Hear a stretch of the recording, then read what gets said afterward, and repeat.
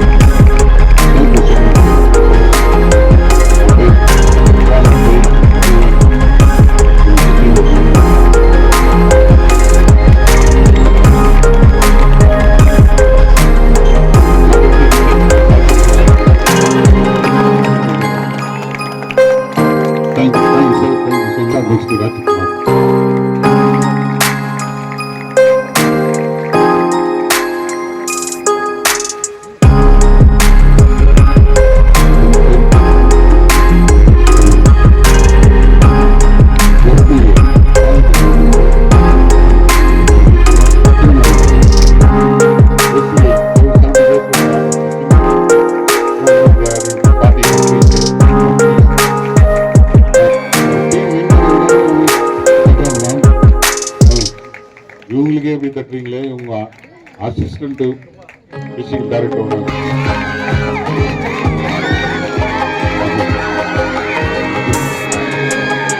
JP Kumar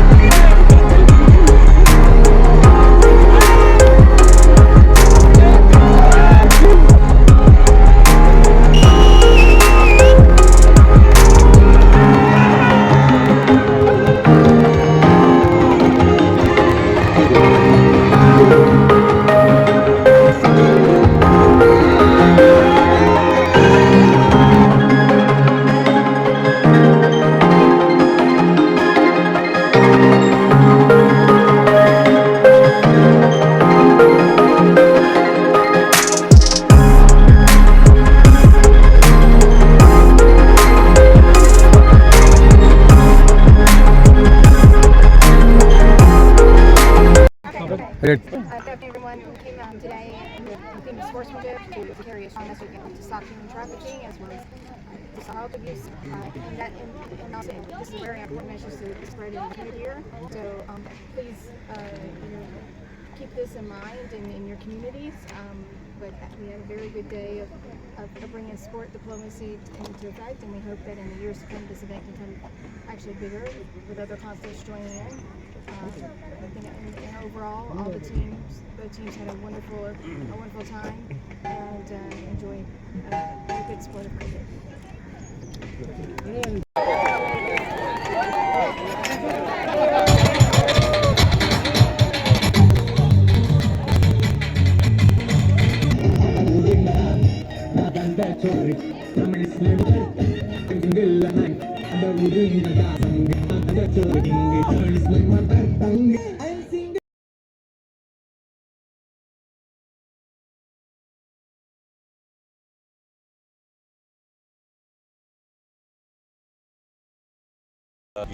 Arnold Kumar, later to South India.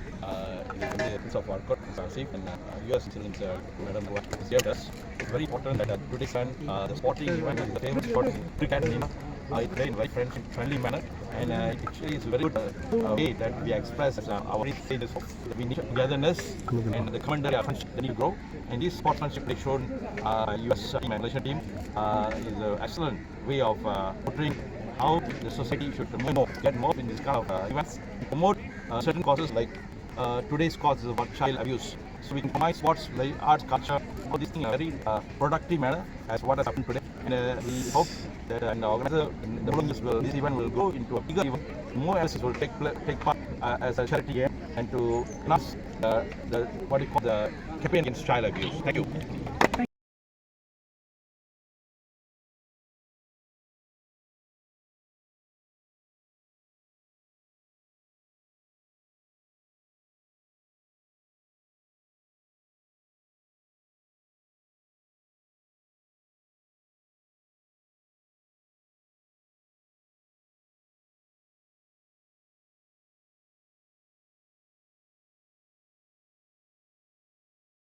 Translate with Hariharan, Asma, done a wonderful job through the tournament.